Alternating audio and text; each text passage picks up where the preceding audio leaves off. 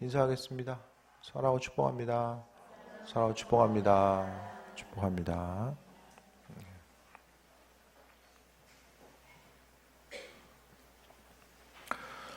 성경은 우리에게 우리가 이 땅에서 누릴 수 있는 은혜와 충만함과 기쁨과 소망함, 또 있어야 될 것들, 필요한 것들을 누리는 이 모든 방법들, 우리가 삶을 살아감에 있어서 필요한 모든 방법들을 성경 가운데 다 하나님께서 우리에게 기록하시고 우리 한 사람 한 사람에게 주셨습니다.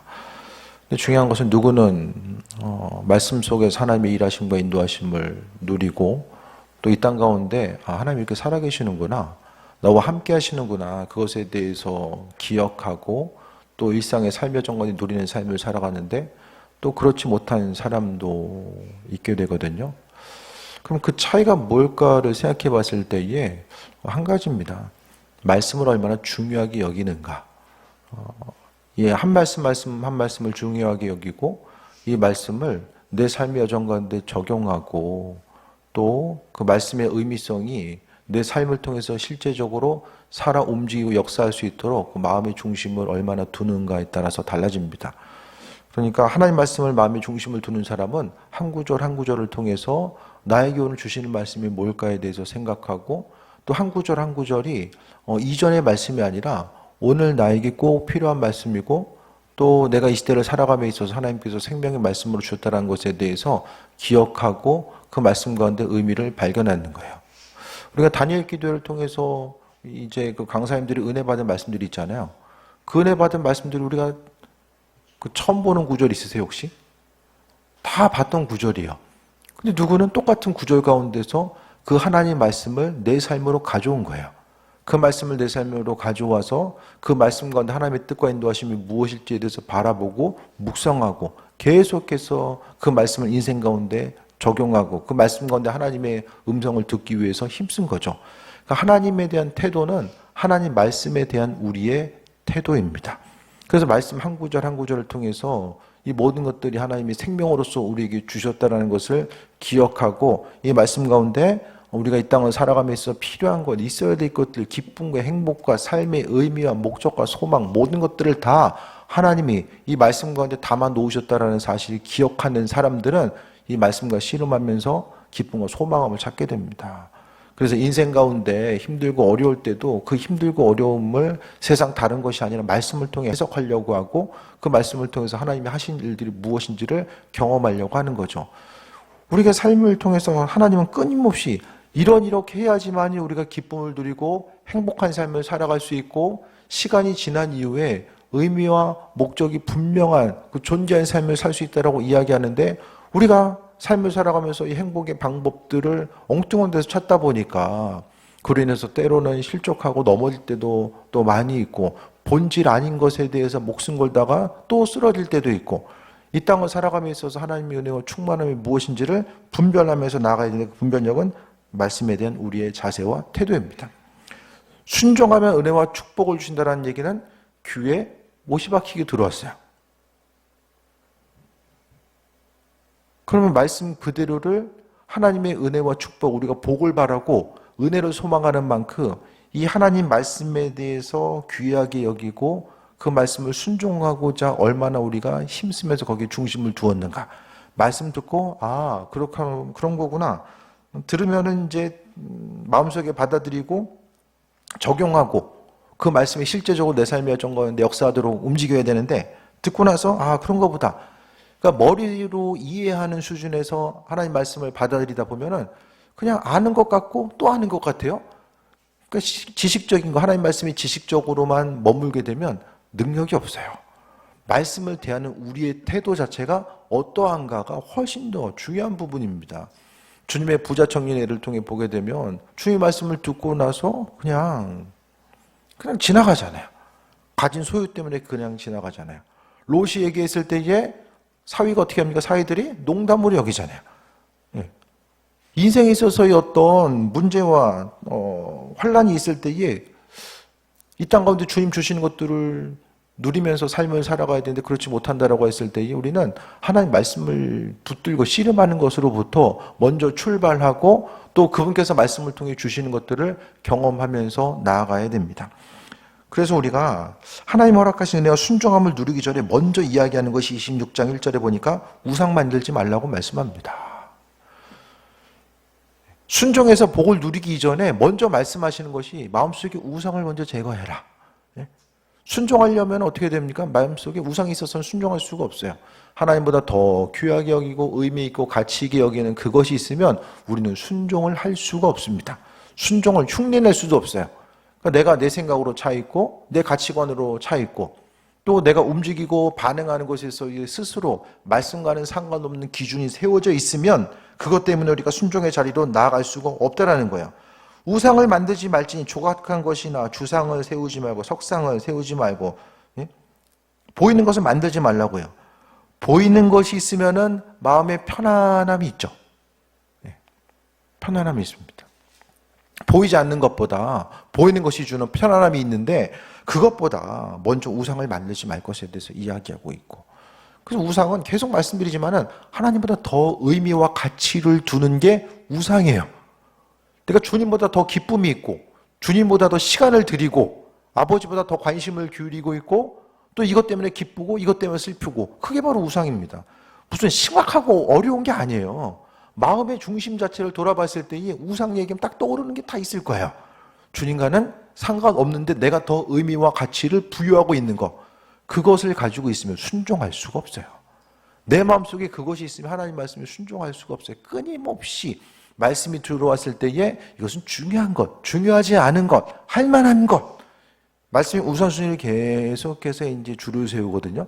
하나님 말씀에 대한 우선순위가 어디 있어요? 말씀 있는 그대로 우리가 지키고 나아가는 것이고 하나님은 말씀에 대해서 판단할 수 있는 권리를 우리에게 주신 적이 없어요.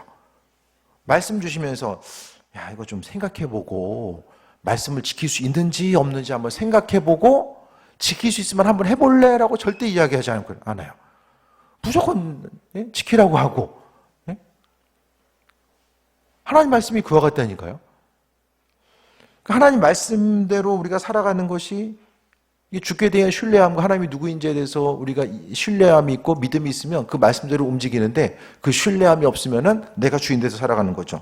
그리고 2절 볼까요? 너네 내 안식일을 지키며 성소를 경외하라. 안식일을 지킨다라는 것은 하나님을 우선순위로 두고 삶을 살아간다는 것이고 성소를 경외한다라는 것은 그러니까 안식이나 성소는 한마디로 이야기하면 하나님을 존중하는 사람, 시간의 주인이고 또 우리의 삶에 있어서의 어떤 그 구별됨의 주인 되시는 분이 하나님임을 고백하면서 삶을 살아가는 거예요. 그래서 순종함에 따르는 복을 이야기하기 전에 첫 번째 우상숭배하면 안 된다. 그리고 만물의 주인 되시는 분이 하나님을 기억하고 그분을 경외하는 삶을 살아갈 것에 대해서 말씀합니다. 순종에 따른 복을 이야기하는데 그 순종 자체가 두 가지거든요. 하나님 원하시는 순종이 있고 또 한 가지는 나름대로 순종이 있어요. 내 나름대로 열심을 내서 순종한 거. 나는 순종해봤는데 왜 하나님께서 주시는 은혜와 충만함이 나랑 별로 상관이 없는 것 같은데 라고 느껴질 수 있거든요. 근데 이 순종의 분량 자체가 하나님 말씀 앞에 섰을 때에 주님 원하시는 순종의 분량인가 아니면 나름대로 생각해서 그냥 이 정도 주님을 향해서 수고 헌신이 아니라 주님을 향해서 이 정도 해드렸으면 됐지. 우리가 마음속에 내가 한 어떤 것을 통해서 스스로의 자랑과 공로가 될 수 있거든요. 이만큼 한 것에 대해서 주님께 자랑하는 것. 그게 아니라 하나님 말씀 앞에 우리가 순종함에 있어서 있는 그대로. 그러니까 이게 되기 위해서는 모든 것들 가운데 주의 음성 듣는 자, 마음의 소리로 듣건 하나님 기록된 말씀을 통해서 알든지 간에 주의 뜻이 무엇인지를 알아야 됩니다. 그걸 모르면 우리가 나름대로 순종하는 것, 나름대로 신앙생활하는 것에서 벗어날 수가 없어요. 나름대로 신앙생활했던 얘가 어떤 사람이죠? 한 달란트 받은 사람. 주인이 맡겨줬는데 나름 생각을 해요. 나름 순종한 게 뭡니까? 땅 파고 묻어놓는 거예요. 그럼 분명히 순종한다고 생각했어요. 아버지 마음에 합한 자로서 순종한다. 주인의 마음에 합한 자로서 순종한다고 생각을 했거든요. 땅 팠잖아요. 근데 아버지가 주인이 왔을 때 어떻게 생각합니까? 바깥 어두운 데 내쫓아 이를 감이 있어. 그러면은 한 달란트 묻어놨던 사람이 그냥 뭐라고 이야기합니까? 주인에 대해서 왜곡하잖아요. 주인이 어떤 사람인지를 몰라요. 자신이 어떤 잘못을 했고 한 달란트를 땅에 묻어놓은 것이 왜 주인에게 해가 되는 일이었는지에 대해서 전혀 인식을 하지 못했다는 거예요. 왜? 자기는 스스로 생각해서 움직였기 때문에. 받아가지고 아무것도 안 하고 그냥 들고만 있던 것이 아니라 땅이라도 파가지고 묻어놨잖아요. 그걸 했기 때문에 스스로 순종했다라고 생각한 거예요. 우리가 마지막 순간에 대해서 항상 염두하면서 삶을 살아가야 되는데 순종하고 말씀대로 살아가는 것 자체가 이 나름대로가 아니라 성경에 보면 분명히 한 달란트, 두 달란트, 다섯 달란트 받은 사람 있잖아요. 그 중에서 성경 뭐라고 이야기합니까? 많이 맡겨진 사람에게는 많이 찾을 것이요 라고 말씀합니다.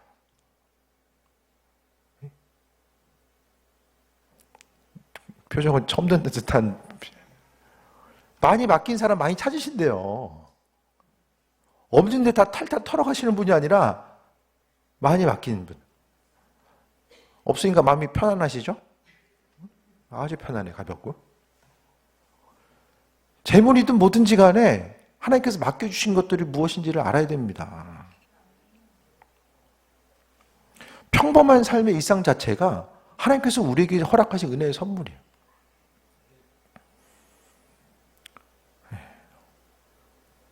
주변에 목사님들 보면 정말 드라마틱하게 인생의 굴곡이 정말 많은 분들이 있거든요. 막 죽을 보기를 계속해서 넘겨가고 선교지 갔다가 막 몸에 갑자기 아파가지고 응급실가기도 하고 호텔에 투숙했는데 불이 나가지고 또 어려움당하기도 하고 여러 가지 드라마틱한 사건들. 우리가 간증의 주인공이 되는 것도 참 의미가 있지만은 평범한 일상을 살아가는 것도 하나님께서 우리에게 베풀으신 은혜거든요. 정말 날마다 큰일이 생기면 주께 마음을 쏟고 나아가는 것이 정말 힘들고 어려울 때도 있잖아요. 그러니까 말씀을 통해 생각했을 때에 성경에 분명하게 하나님의 은혜와 복을 누린 사람들이 있는데 그들은 어떻게 은혜와 복을 누렸을까를 생각했을 때에 그 하나님 주신 은혜와 충만한 그 복은요 다 전부 다 순종과 연결됩니다. 아브라함과 이삭과 야곱, 요셉 모든 사람들이 보면 다니엘도 그렇고요 다 순종과 연결돼서 가요. 순종의 과정을 통해서 그 한 사람 한 사람이 하나님의 백성으로서의 정금과 같이 되어진 이런 과정들이 있게 됩니다. 그냥 가늘고 길게 가는 것이 은혜라고 생각할 수도 있겠지만은 우리가 삶을 살아가면서 정말 하나님 허락하신 은혜와 충만함의 복이 뭘까? 날마다 그냥 남의 얘기를 통해서만 하나님 이러신 분입니다. 저런 분입니다. 그냥 말씀만 듣고 가는 것이 아니라 정말 내 인생 가운데 하나님께서 어떻게 일하시는지를 경험하기 위해서는 무엇보다도 말씀에 대한 우리 자신의 태도와 자세가 어떠해야 되는가. 말씀을 생명으로 믿고 그 말씀이 내 삶을 통해서 꽃피우고 이루어지고 하나님께서 이 말씀이 살아있음을 다른 누군가가 아니라 우리를 통해서 성경이 어떻게 생각하면 하나님께서 허락하신 이 시나리오라고 한다면 우리 한 사람 한 사람을 배우로서 불러주신 거예요. 말씀이 이루어지는 과정이 이러이러하다는 것을 우리 한 사람 한 사람을 통해서 그 사실을 비춰주길 원하시는 거죠. 그러면 어떤 사람을 통해서 하나님의 말씀이 살아 역사한다는 사실에 대해서 믿는 사람들 계속해서 그냥 머리를 써가면서 이거를 할 수 있는 거 넘는 거 해가지고 막 요리조리 할 수 있는 것만 하고 힘든 거 피해가고 그런 게 아니라 그냥 단순하게 말씀 자체를 내가 붙드는 거예요. 내게 주신 말씀은 내가 하나님의 말씀 붙드는 거예요. 이 수많은 말씀이 내가 붙들었을 때에 내 것이 되고 그 말씀이 나를 통해 역사하게 되고 그 말씀이 나를 통해 역사해야지만이 내 주변 사람들을 통해서 역사하는 거죠. 내가 순종을 통한 경험과 그 내가 충만하면 경험이 없는 다른 사람한테 누구한테 다 자신감 있게 얘기할 수 있습니까? 이웃들에게, 자녀들에게 그걸 어떻게 얘기를 해요? 내가 경험한 적이 없는데. 내가 순종하지 않고 그 은혜와 충만함을 경험한 적이 없는데 누구한테 얘기합니까? 성경 펴보라고 이야기할 거예요? 네? 순종함의 복을 하나님께 주시는데요. 3절 보면 너희가 내 규례와 계명을 준행하면 성경은 항상 조건적이죠. 뭐 하면 하신다. 하나님께서 먼저 하신다는 내용도 있지만 대부분의 내용은 하나님께서 이렇게 하면 하나님이 이렇게 이루신다. 그러면 규례와 계명을 순종한 사람은 누구입니까? 하나님이 신뢰하는 사람, 말씀이 내 인생 가운데 꼽히기를 소망하는 사람들. 그러니까 순종에 대한 얘기를 계속해서 1년에도 몇 번씩 이제 설교를 듣는데, 그렇다면 이 순종의 영역 자체를 내가 무엇을 순종해야 되는가? 무엇 순종해야 됩니까? 말씀 가운데 하나님께서 마음에 주시는 것들, 주께서 우리 한 사람 한 사람의 마음을 계속해서 두드리는 게 있어요. 그걸 먼저 순종하며 나아가야 되는 거예요. 저한테 물어보지 마시고 여러분 각자에게 주시는 것들이 있어요. 계속 두드리는 게 있다니까요. 하나님 살아계시기 때문에 마음속에 두드리는 게 있어요. 그거부터 우리가 순종하면서 나아가는 거죠. 하나가 막혀 있으면 그 다음 단계로 갈 수가 없어요. 하나님은 모든 일들 가운데 순종하는 만큼, 하나 순종하는 것만큼 또 그 다음 열어주시는 거예요. 하나가 막혀 있으면 계속해서 이 막힌 것 하나 때문에 온전한 방향으로 나아갈 수가 없다는 거예요. 규례를 순종하면 뭐 어떻게 하십니까? 절 따라 비를 줄이니 땅은 산물을 내고 밭에 나무 열매를 맺고, 또 타작마당은 포도 딸 때까지 미치며 너희 포도 따는 것이 파종할 때까지 음식을 하나님 주신대요. 비를 주시고 음식을 주셔서 있어야 될 것들, 필요한 것들 채우신다. 의식주 채워주신다라는 거예요. 그게 제일 첫 번째 하나님께서 약속해 주고 있어요. 또 이걸 뭘 이야기합니까? 하나님이 모든 것을 다 알고 계시고 보고 계시고 아신다라는 거죠. 우리의 삶의 필요에 대해서 눈을 감고 계시는 분이 아니라 계속 보고 계신다는 것을 말씀하고 있거든요. 성경이 이루어지기 위해서는요, 하나님의 시선이 우리를 향해 있어야 돼요. 약속의 말씀이 이루어짐의 전제 조건은 순종해라. 그러면 순종하는지 안 하는지 하나님께서 아셔야 되잖아요. 주께서 우리의 삶을 계속해서 주목하고 계시기 때문에 이 모든 말씀들이 이루어지는 것이고, 우리의 사정과 형편들, 다른 사람은 몰라도 하나님 다 아신다는 거예요. 말씀 때문에 고민하는 삶을 사는지, 말씀과는 상관없는 삶을 사는지 하나님은 다 알고 계신다는 거예요. 우리가 이 땅에서 그래도 한번 좀 고민하려면 다른 것보다도 이 말씀의 본질이 뭘까에 대해서 생각하고, 수많은 사람들이 말씀의 한 구절 때문에 새 힘을 얻고 나아가는데, 이 말씀 통해서 하나님께서 언약하시는 것도 있는 그대로 단순하게 믿고 바라보는 거예요. 어려운 일이 있을 때 내가 뭘 더 해야 되지? 어떻게 해야 되지? 이것 때문에 고민 안 하고 갈등하지 말고, 이 성경은 내 고민에 대해서 뭐라고 얘기하고 있지? 그것에 대해서 바라보고, 맞을 수도 있고 틀릴 수도 있어요. 내 생각과 맞을 수도 있고 틀릴 수도 있어요. 하지만 하나님은 말씀에 중심을 두고 거기서 은혜의 샘물을 퍼올려고 하는 그들에게 은혜로서 채워주심을 경험할 수 있게 된다는 거예요. 그래서 첫 번째로 하나님 계명, 규례와 계명을 준행하면 비를 주시고, 있어야 될 것들, 필요한 것들, 하나님 비를 내리셔서 먹을 것에 대해서, 있어야 될 것들에 대해서 하나님이 하나님의 방법대로 채워주신다라고 말씀하고 있습니다. 우리를 향하신 그분의 뜻과 인도하심이 분명하게 있는 거예요. 라오스 보니까 거기도 보릿고기가 있더라고요. 건기가 있고 우기가 있고 보릿고기가 있어요. 보니까. 그래서 이 구제 사역에 대해서 또 좀 얘기하는 걸 들었는데, 이 당시 얼마나 그 부분이 심했겠습니까? 우리나라도 마찬가지잖아요. 이전에 보게 되면. 그 다음에 6절부터 볼까요? 내가 그 땅에 평화를 줄 것인즉 너희가 누울 때 너희를 두렵게 할 자가 없을 것이며, 내가 사나운 짐승을 그 땅에 제할 것이고 칼이 너희의 땅을 두루 행하지 아니할 것이며, 너희의 원수들을 쫓으리니 그들이 너희 앞에 칼에 엎드려질 것이라. 또 너희 다섯이 백을 쫓고 너희 백이 만을 쫓으리니 너희 대적들이 너희 앞에서 칼에 엎드려질 것이며. 또 뭘 이야기하는 거예요 이게? 평화를 주신대. 평화를 주신대요.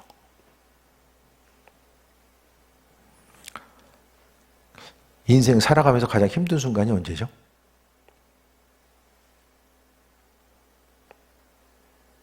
관계에 문제 생길 때가 아니에요? 가정 어려움이 있을 때 관계에 문제 생길 때가 아닙니까?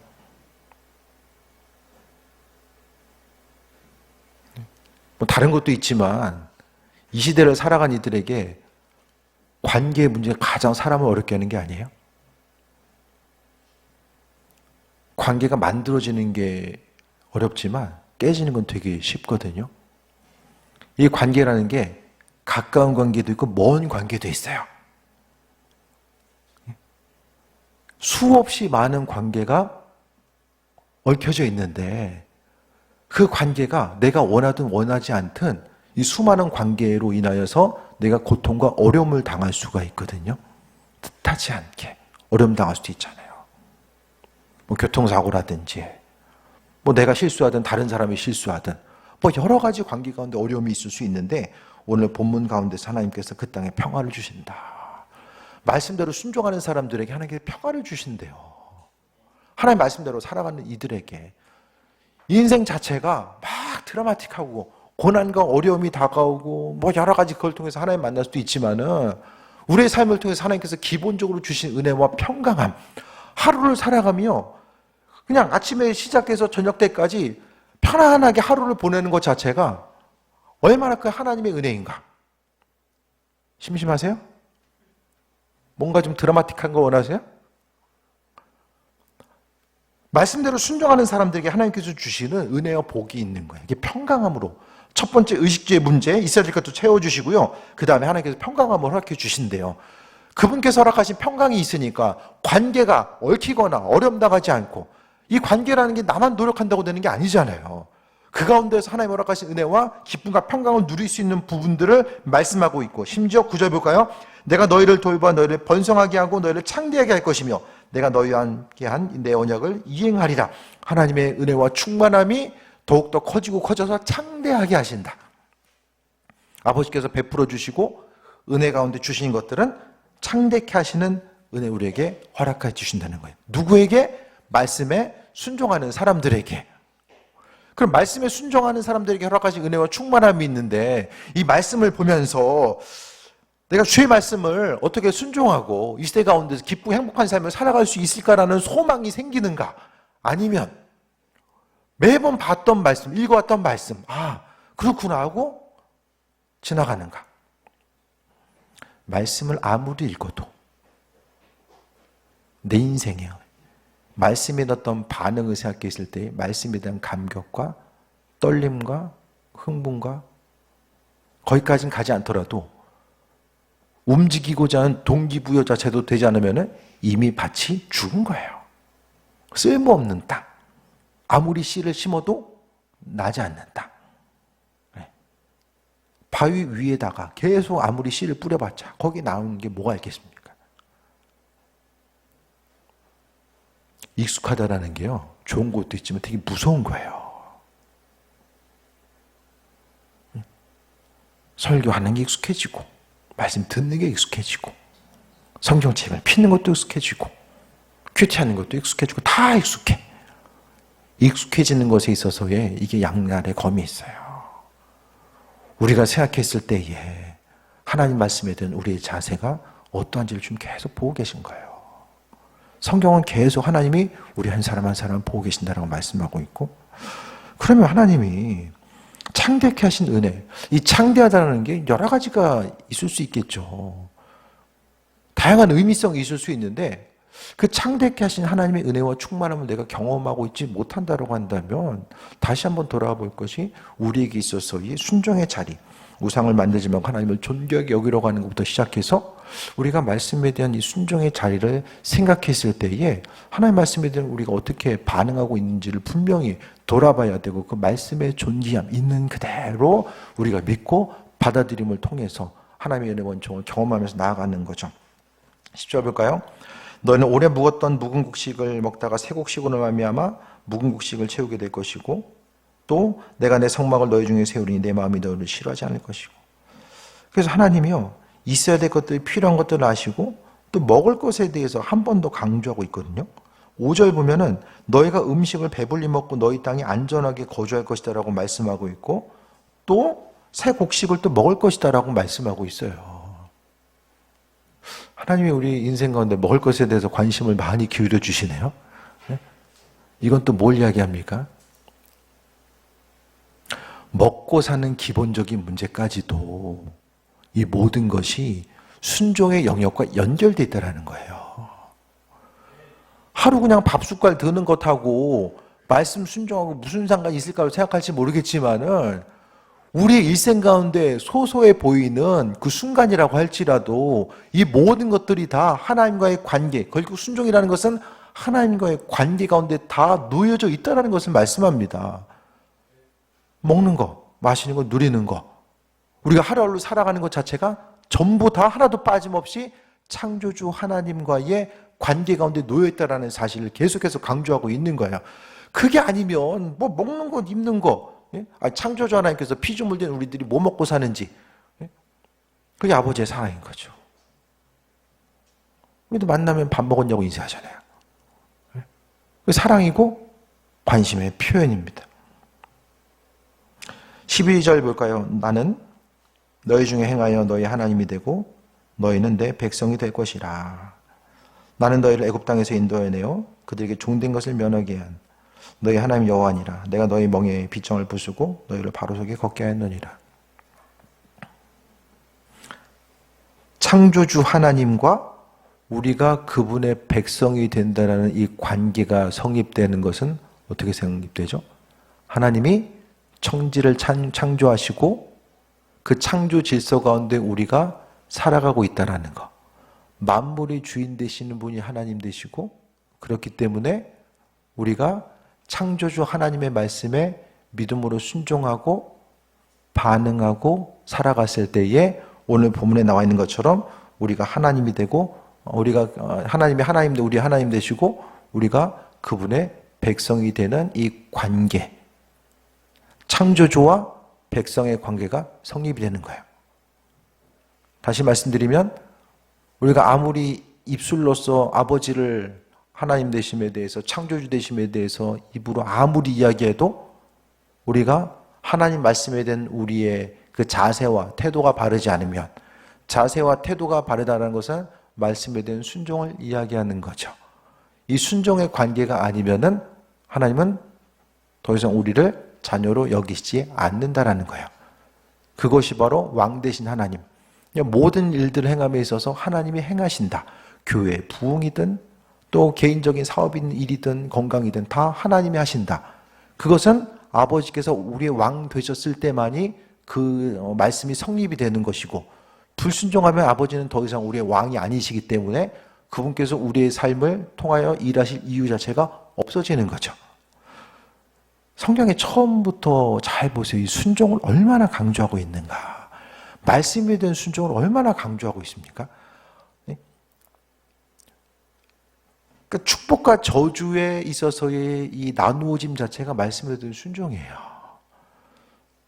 말씀에 대한 순종으로 모든 것이 아주 단순해요. 성경에 있어서의 화와 축복과 저주의 그 나누어짐 자체는 그냥 단순합니다. 아주 단순해요. 말씀에 대한 순종 자체.